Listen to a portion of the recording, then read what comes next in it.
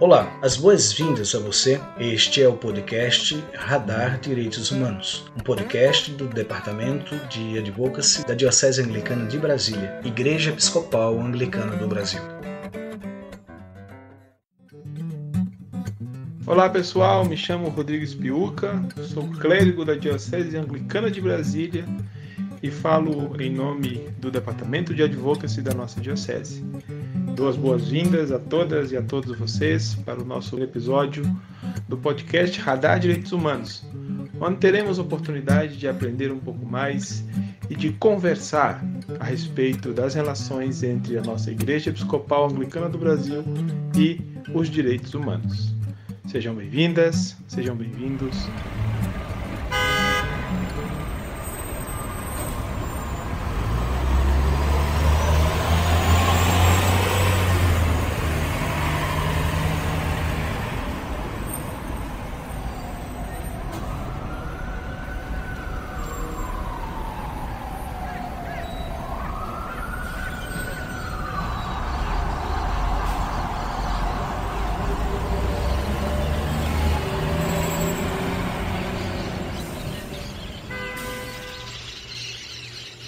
Eu estou hoje conversando com o Pedro Ivo Batista.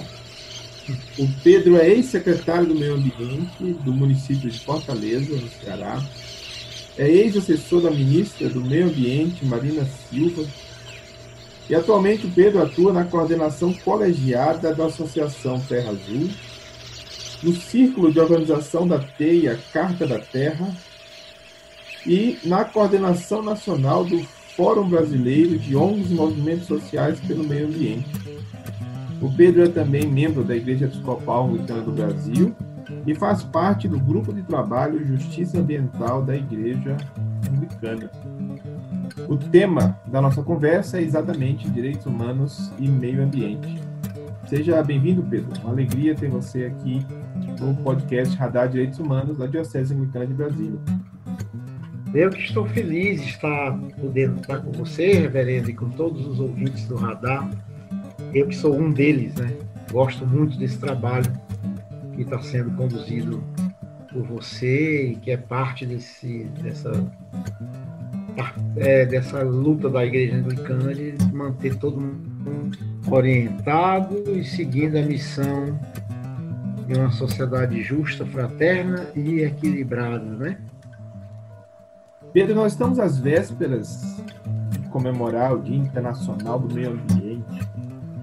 E agora, no final de abril de 2021, nós tivemos a Cúpula do Clima, que foi convocada pelo recém-eleito presidente Joe Biden, dos Estados Unidos da América. Como foi o desenvolvimento dessa Cúpula do Clima? Quais os principais aspectos tratados? E qual a relevância deste evento para a defesa dos direitos humanos e ambientais? Na verdade, essa Cúpula do Clima, ela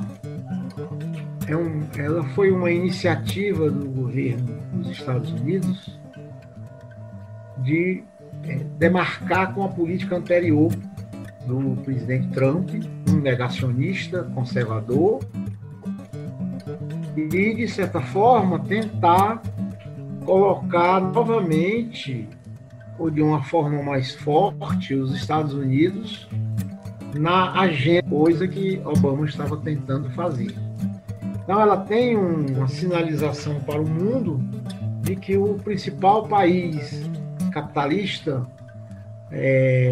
de economia desenvolvida do mundo quer fazer de reconhecimento de que é necessário incluir a questão ambiental no radar, né? No radar do mundo, porque isso estava sendo muito, muito difícil em função de alguns países terem negado essa questão climática, a começar pelos Estados Unidos e o Brasil também, né? Então, ela tem uma importância de demarcar esse posicionamento e de colocar os Estados Unidos e o mundo de novo nesse debate. A segunda questão importante foi toda uma discussão que se formou, onde nós tivemos aí um papel fundamental da sociedade civil brasileira. Nós tivemos carta do Fórum dos Ex-Ministros do Meio Ambiente, carta dos povos indígenas, carta das entidades ambientalistas, cartas de parlamentares alertando que o Brasil não deveria ser contemplado com um acordo especial e com recursos especiais, como queria o ex-ministro Salles dos Estados Unidos, justamente porque o Brasil não está fazendo seu dever de casa, não está trabalhando contra o desmatamento, nem para atingir metas voluntárias à questão do clima. E ainda bem, né, que foi esse fórum mostrou que se o Brasil não voltar a ter um protagonismo nessa área, vai continuar sem relevância e sem recursos internacionais. Então, acho que a grande importância dessa cúpula é trazer esse debate novamente para a cena global, para a cena mundial. Agora, eu faço sempre um alerta. A situação climática, ela é, digamos assim, a ponta do iceberg. Na verdade, nós temos uma crise ambiental mais profunda. Essa crise está deixando o planeta doente. Um dos sintomas dessa doença é a pandemia. A pandemia que nós estamos enfrentando agora, com tantas mortes no mundo todo e com muitas mortes no Brasil, ela tem relação direta com a crise ambiental planetária. É a destruição dos ecossistemas, é a destruição das florestas, é a questão do clima, é a questão do relacionamento com os animais, né, que estão destruindo os nossos biomas, os nossos ecossistemas a nível mundial, e isso está trazendo pandemias como essa do Covid. Então, essa é uma discussão que nós devemos fazer também, do ponto de vista desse aspecto que o nosso planeta, que a nossa Mãe Terra, está sofrendo, né? E, em particular, como ficam as populações mais pobres do planeta. Porque nós sabemos que, por um lado, é importante que os Estados Unidos estejam na agenda de clima e de meio ambiente, mas não pode ser uma agenda apenas para desenvolver o mercado de meio ambiente, e sim para também pensar na relação que se faz do clima, da questão ambiental, com a justiça social, com a fome, com o desemprego, com a miséria que assola milhões de pessoas no mundo todo e que no Brasil está cada vez mais crescente. Então, um verdadeiro enfrentamento da crise climática e da crise ambiental planetária necessita de ter políticas públicas que salvaguardem as populações, em particular as populações mais carentes e os povos originários. Acho que isso é uma contribuição muito forte que a sociedade civil pode dar e que também as igrejas que têm adquirido consciência socioambiental podem fazer. Nesse sentido, Pedro, nós percebemos as declarações do atual presidente da República de que se compromete a zerar o desmatamento ilegal até 2030, mesmo que o seu mandato, né, se estenda apenas até 2022, até a nossa esperança é que não chegue a 2022. Mas como tem sido a atuação do governo brasileiro, do atual mandato, do atual presidente da República, em relação à proteção ou, né, na verdade, a não proteção do meio ambiente aqui no Brasil? Na verdade, é a não proteção, né? Nós nunca tivemos um governo tão ruim, tão desastroso para o nosso meio ambiente como o atual. Aliás, não sou eu que estou dizendo, são os ex-ministros de meio ambiente do Brasil. Todos os ex-ministros de várias concepções, né, de origem diversa de partido, chegaram a essa conclusão. Não é para menos, né? Essa meta que o Bolsonaro declarou não passa de demagogia, né? Na verdade, o governo primeiro promove o desmatamento ilegal. O maior promotor disso é o ministro, ou melhor, o sinistro Salles, né? Que deveria cuidar do meio ambiente, é o primeiro a, como ele mesmo diz, abrir a boiada, soltar a boiada, né? E isso está muito claro agora nesse processo da Polícia Federal, onde o Salles é acusado de contrabando, olha a gravidade, de contrabando de madeira ilegal. Então, o discurso de proteção de Bolsonaro não passa de um discurso mentiroso e demagógico. Segundo, nós tivemos aumento do desmatamento no Brasil de forma assustadora. E não é só na Amazônia.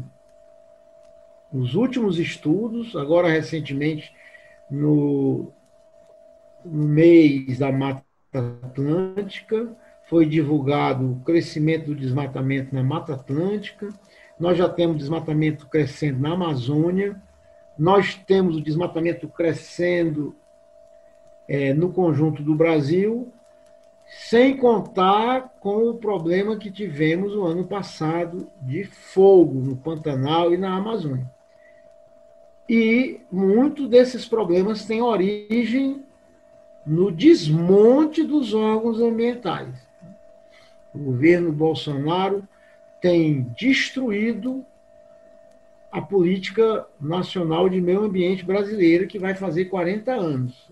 Atacado o IBAMA, agora ameaça fechar o Instituto Chico Mendes de Biodiversidade, repassou o Sistema Florestal Brasileiro, que tinha sido criado na gestão da Marina Silva, para o Ministério da Agricultura, ou seja, raposa cuidando de galinheiro.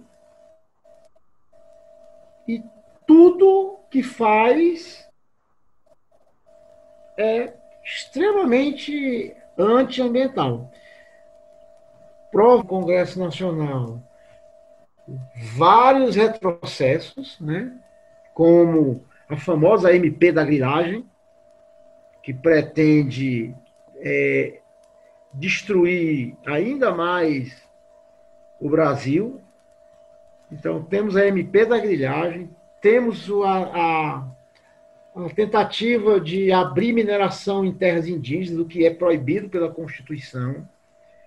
Temos a tentativa de destruição agora, mais recente, do licenciamento ambiental. Então, não existe nenhuma preocupação desse governo com a questão ambiental, né? Eu dei alguns exemplos, mas tem muito mais coisa, né? Então, esse é um governo negacionista, de extrema-direita, de caráter fascista, que além de prejudicar as pessoas, basta ver a pandemia, basta ver que a maioria dos povos desse país estão sem proteção. Os estudos falam que aumentou bastante a fome no Brasil, né? Mas também na questão ambiental, nós não temos nada a comemorar nesse mês do meio ambiente, nem no dia 5, no Dia Internacional do Meio Ambiente. Por isso que entre os mais de 100 pedidos de impeachment, reverendo Rodrigo, inclusive um pedido de impeachment assinado por religiosos, tem um desses pedidos, né?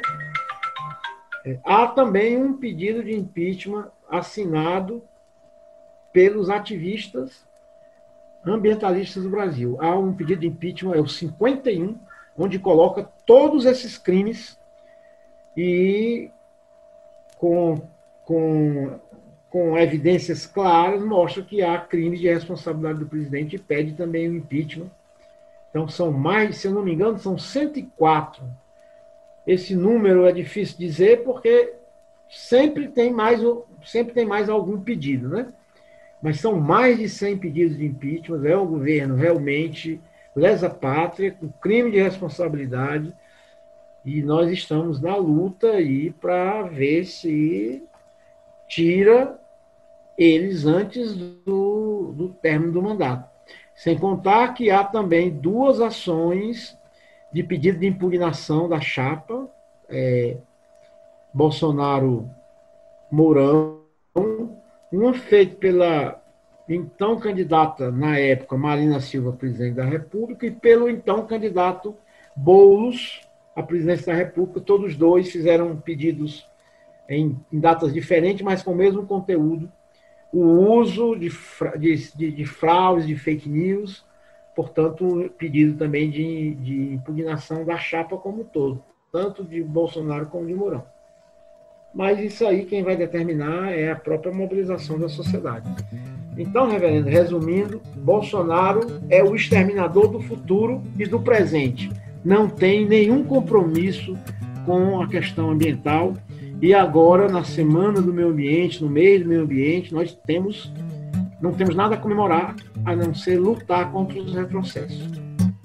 E nessa luta, Pedro, tu que és membro do grupo de trabalho da Justiça Ambiental da Igreja Anglicana, o que tu podes nos dizer a respeito da atuação dos movimentos e das organizações religiosas, das instituições religiosas, né, de uma maneira geral?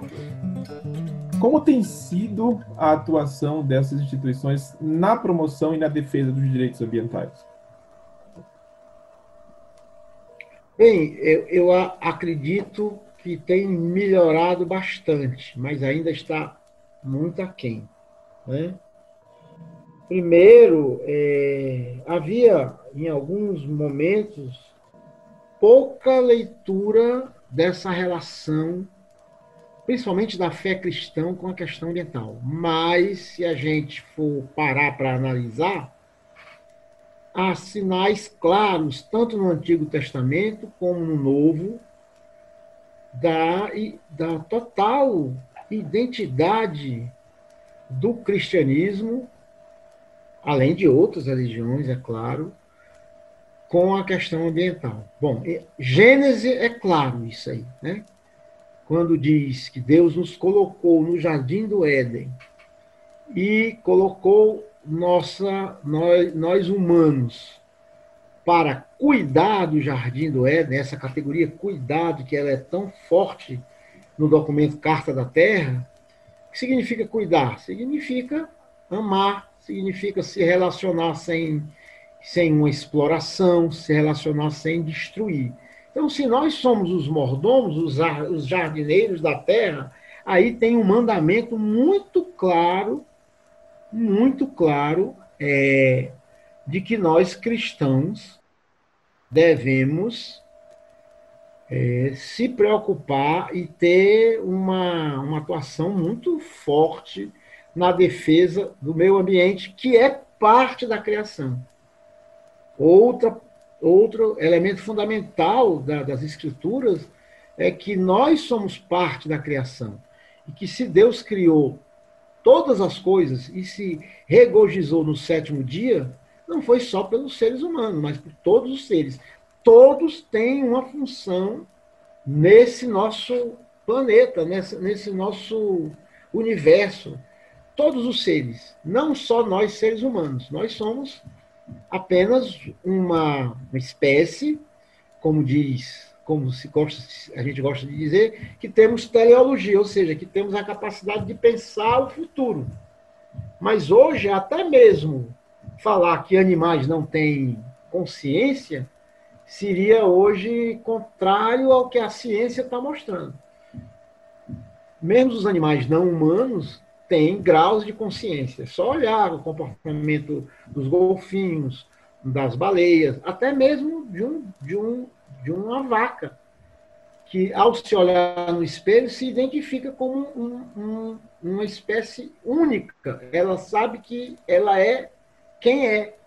Claro que não tem a mesma, isso que eu falei, não tem o mesmo nível de consciência que nós temos. Então, isso está muito presente nas escrituras, que infelizmente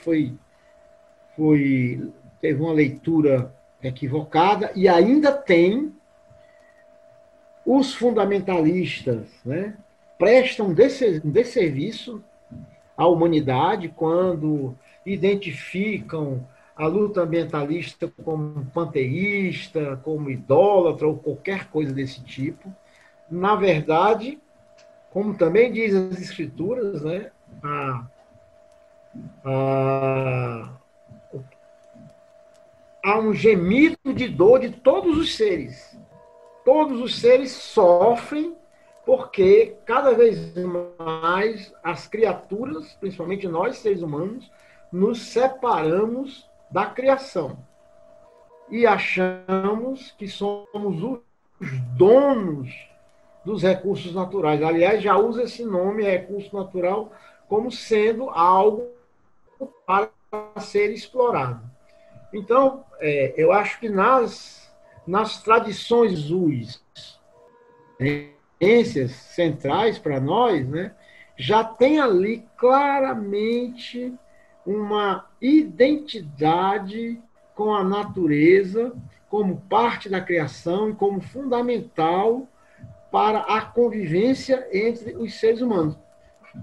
Mesmo aquela imagem do paraíso lá do Jardim do Éden, onde nós estamos vivendo em harmonia com os animais, entre aspas, selvagens, já mostra que o nosso projeto deveria ser um projeto totalmente identificado, não só com a espécie humana, mas com todas as espécies da natureza. Agora, hoje já existe muito mais consciência disso. Veja que a Igreja Anglicana, que tem como um dos seus pilares, até pela sua origem lá no povo celta, a ecologia.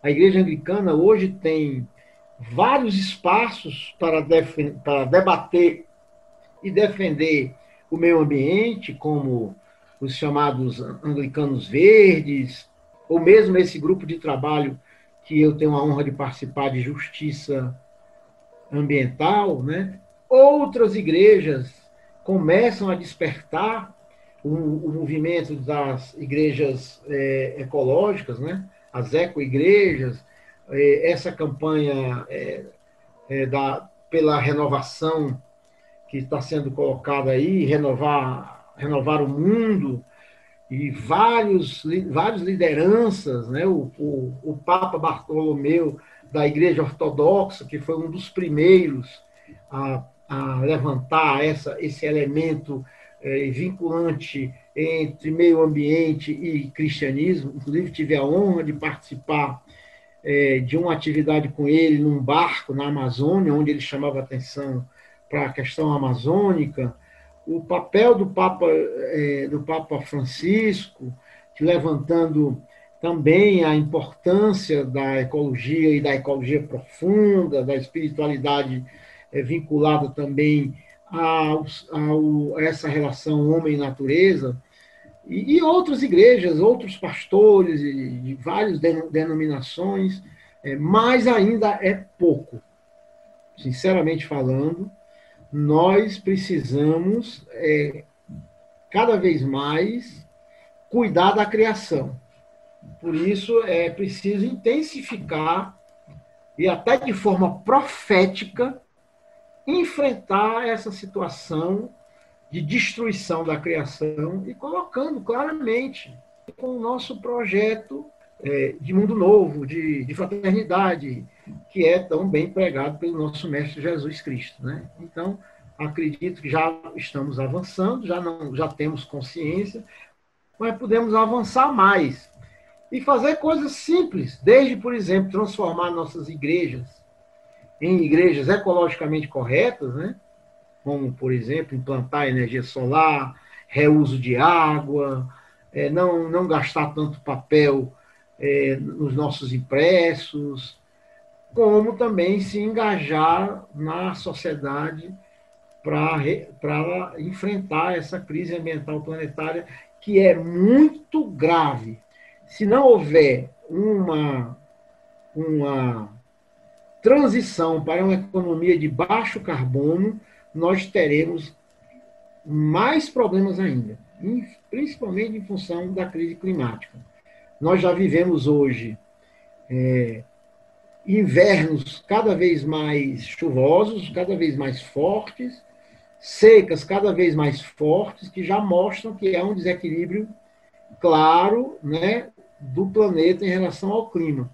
Então, precisamos todos nos engajarmos na defesa da criação, que significa buscar uma visão sustentável, onde nós teríamos aí uma relação mais harmoniosa entre ser humano e natureza, e entre economia e ecologia. Aliás, reverendo, eu quero terminar com isso.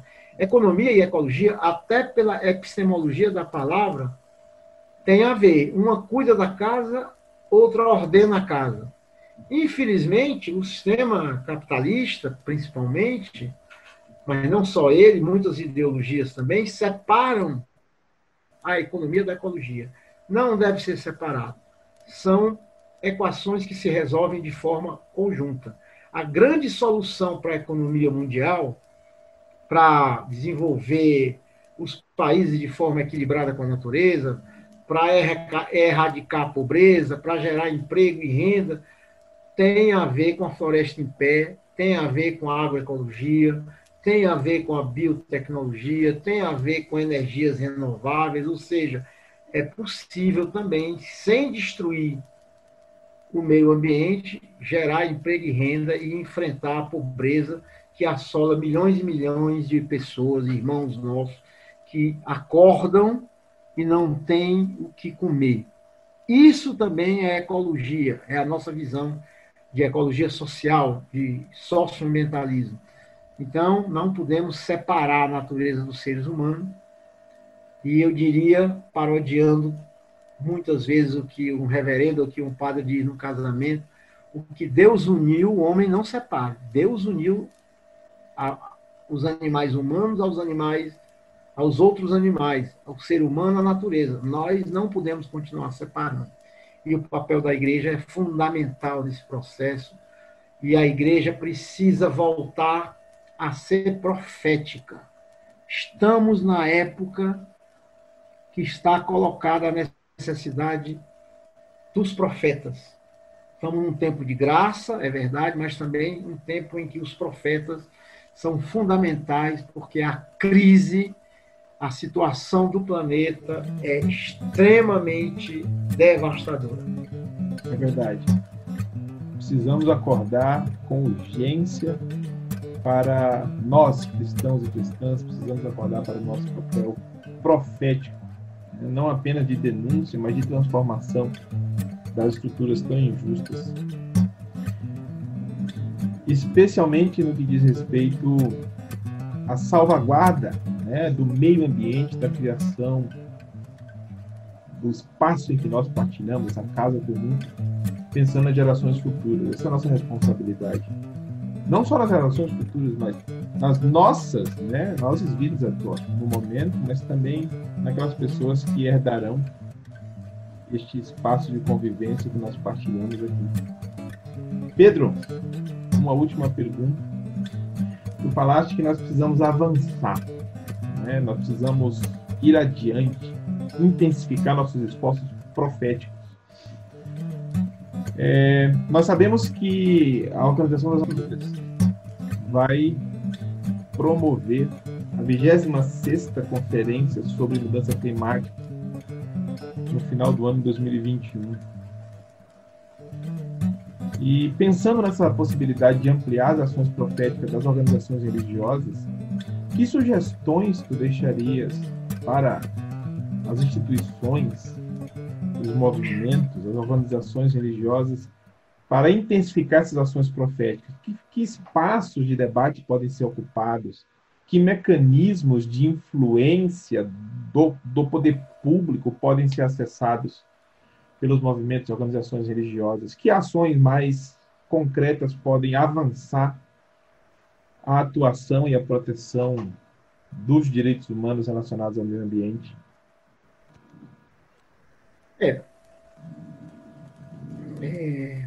Primeiro, assim, as igrejas também são instituições, né? E têm um papel na sociedade. Então, eu vejo que nós podemos ter uma tarefa de, como instituição, influir nas políticas públicas. Uma segunda tarefa, como instituição, influir nos programas educativos, para que eles incorporem a educação ambiental na sua mais ampla noção, inclusive nos ensinos religiosos, né? E terceiro, nós também podemos transformar nossas igrejas. São 3 esferas, né? Nós vamos ter a COP26, mas nós vamos ter também, reverendo, no ano que vem, a Rio mais 30. 30 anos da Eco 92 vão ser comemorados, se é que se pode dizer assim, o ano que vem. São 30 anos de Eco 92 e 50 anos da Conferência de Estocolmo, onde saiu o célebre relatório sobre meio ambiente e desenvolvimento, né? Então, na esfera das políticas públicas, as igrejas, enquanto instituições, precisam pressionar os governos, as instituições públicas de governança, para adotarem planos de enfrentamento à mudança climática. É muito urgente isso. Estabelecer metas, estabelecer ações de regeneração do planeta, de mitigação, né?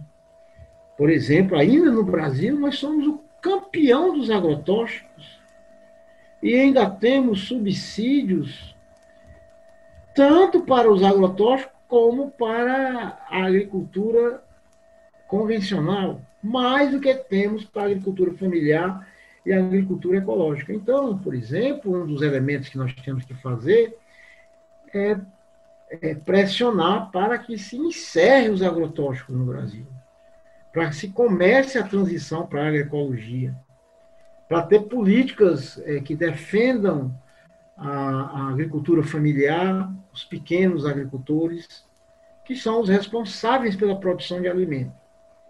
Políticas públicas para que o alimento seja saudável, desde a merenda escolar até um programa mais amplo, né, de incentivo a quem vai produzir alimentos saudáveis e sustentáveis. E assim poderia ter muitas políticas públicas que nós, enquanto instituição, poderíamos ajudar contra esses retrocessos. Agora estão querendo aprovar o projeto de lei de desmonte do licenciamento ambiental, o projeto de lei da grilagem, o projeto de lei que não vai mais permitir demarcação de terra indígena. Então, as igrejas precisam se posicionar, tanto para pressionar por boas políticas públicas, como também para exercer o seu papel profético. Muitas igrejas hoje viraram igrejas orientadas pelo fariseísmo. Ficam só pensando nessa questão dos costumes, como se isso fosse uma agenda estabelecida pelo cristianismo, não é? E esquecem o papel central, o exemplo central de Cristo, que é cuidar das pessoas, cuidar dos doentes, cuidar dos estrangeiros, cuidar dos que têm fome, dos que têm sede, dos que precisam de justiça. E a questão climática tem também a ver com uma justiça, porque se o clima continuar aquecendo como está, nós vamos ter milhares de pessoas que vão perder seus territórios. Nós já temos isso em regiões como na Oceania, onde países inteiros que são ilhas tendem a desaparecer. Então, temos que agir imediatamente, cobrando que todos os governos tenham metas e que comecem a aplicar, porque senão não haverá tempo. Não haverá tempo para debelar o aquecimento global. A segunda questão é nós mesmos, enquanto cristãos, enquanto igreja, dar o exemplo. Adotarmos procedimentos mais benfazejos com a natureza nas nossas práticas na igreja. Né? Nós podemos, como eu tinha falado antes, transformar nossas igrejas em verdadeiros templos que adotem medidas ecológicas nas suas construções. Desde a telhado verde, por exemplo, para termos hortas nas nossas igrejas, a energia solar, a redução de energia, a transformação dos nossos impressos em impressos que sejam reciclados, né? A aproximação de movimentos como de agricultura sustentável, as comunidades que sustentam a agricultura, as feiras orgânicas, os trabalhadores de reciclado, né?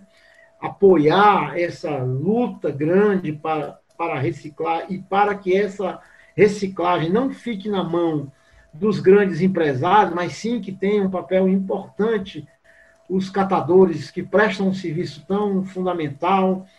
E também, obviamente, o papel da igreja, que é transformar as pessoas através da oração.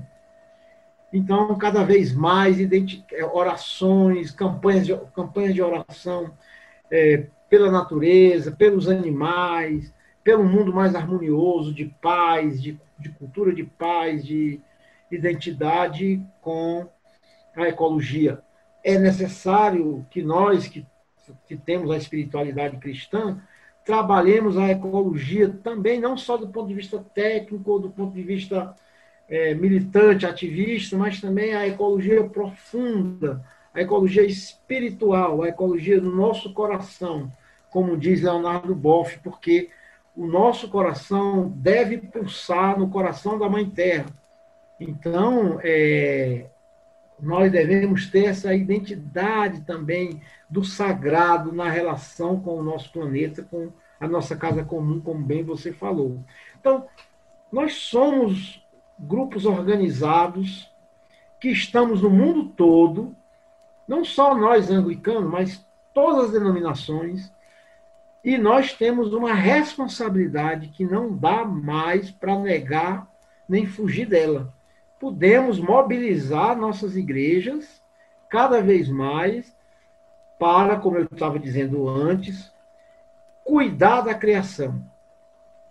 Não só dos seres humanos, mas do conjunto da criação.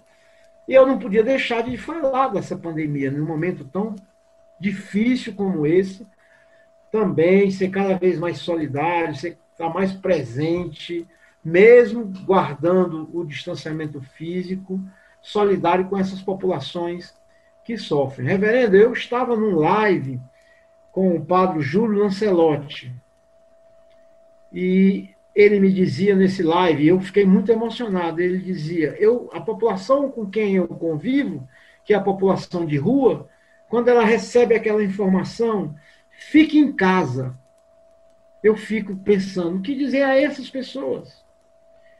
O que nós estamos fazendo por esses nossos irmãos que estão na rua, por esses nossos irmãos que não têm um pedaço de pão para se alimentar ao amanhecer o dia?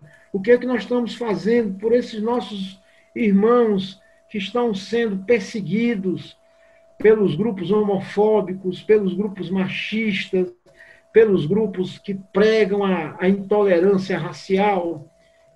Tudo isso tem a ver com a questão ambiental, porque nós, seres humanos, também somos seres da natureza. Então, que a igreja seja mais profética, que a igreja seja mais acolhedora, que a igreja seja mais segura. Aliás, eu me honro muito em ter na Igreja Anglicana esse projeto de igreja segura para todas as pessoas, né? E também, cada vez mais, para os animais, porque nós estamos aprofundando cada vez mais o nosso compromisso com o meio ambiente, o nosso compromisso com a Mãe Terra, com a nossa Pachamama. Então, é isso que se espera. Se espera das igrejas maior engajamento e se espera dos cristãos coerência e seguir ao Cristo. Se nós seguirmos ao Cristo, ao verdadeiro Cristo, ao Cristo libertador, nós vamos nos encontrar com esses temas, porque Cristo veio para nos libertar espiritualmente e materialmente de todo e qualquer jugo de opressão. É nisso que eu tenho esperança e é nisso que eu tento dar a minha pequena contribuição agora nos movimentos sociais ou mesmo no poder público, quando eu fui membro tanto do governo federal como do governo municipal lá em Fortaleza. Que a Igreja Anglicana seja cada vez mais profética e cada vez mais esse lugar seguro e essa igreja preocupada, identificada com toda a criação.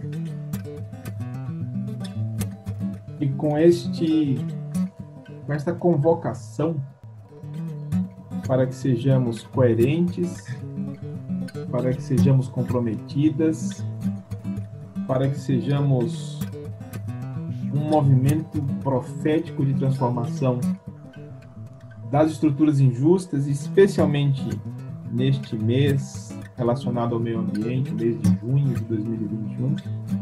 Eu encerro o meu bate-papo com o Pedro. Muito obrigado pela tua participação, pelas tuas reflexões e pela tua convocação. Eu acho que estamos todas convocadas a nos engajarmos nesse projeto. Mais uma vez, muito obrigado, Pedro. Eu primeiro agradeço muito. Quero terminar com uma campanha que fazemos muito na nossa igreja, de que o verdadeiro amor joga fora todo medo, e o amor a toda a criação, a todos os seres, todos, indiscriminadamente, tem uma função. Claro que nós desequilibramos esses ecossistemas, mas eles em equilíbrio perfeito, como nós acreditamos que foi fruto do poder de Deus, num equilíbrio perfeito, ele é puro amor. Então, que a gente se abra cada vez mais para amar sem medo, não só os nossos semelhantes humanos, mas todos os seres e tudo o que foi disponibilizado nos ecossistemas, que não é para ser explorado, mas sim compartilhado e usado de forma harmoniosa nessa relação sustentável entre homem e natureza. E que a nossa fé que nos move, ilumine cada vez mais o mundo para as coisas benfazejas, né? Porque Jesus mostrou o caminho, e o caminho de Jesus sempre foi o caminho da compaixão, do amor, da solidariedade, né? Desse amor profundo que está bem colocado nas Escrituras. Portanto, que a gente, no mês do meio ambiente, também reflita que os fundamentalismos não nos levam a nada e que precisamos ser cada vez mais seguidores de Jesus no seu exemplo de amor, no seu exemplo de salvação, de compaixão, de solidariedade e fraternidade. Que nessa semana, nesse mês do meio ambiente, a gente possa plantar alguma árvore também para dar a nossa contribuição individual. Um abraço a todos e a todas e a todos. Assim seja. Eu conversei com Pedro Ivo Batista a respeito de meio ambiente e direitos humanos. Fiquemos saudáveis e em paz. E até o nosso próximo encontro.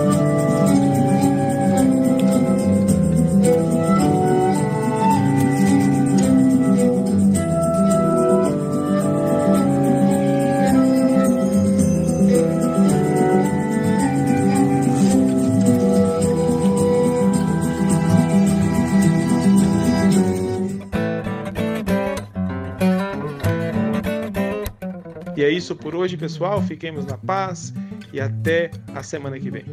Este foi o podcast Radar Direitos Humanos, da Diocese Anglicana de Brasília, Igreja Episcopal Anglicana do Brasil. Produção e apresentação, Reverendo Rodrigo Spiuca.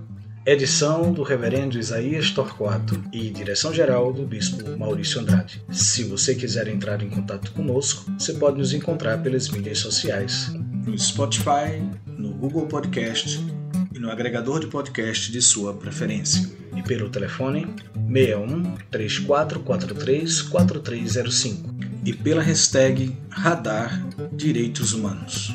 Até o nosso próximo encontro.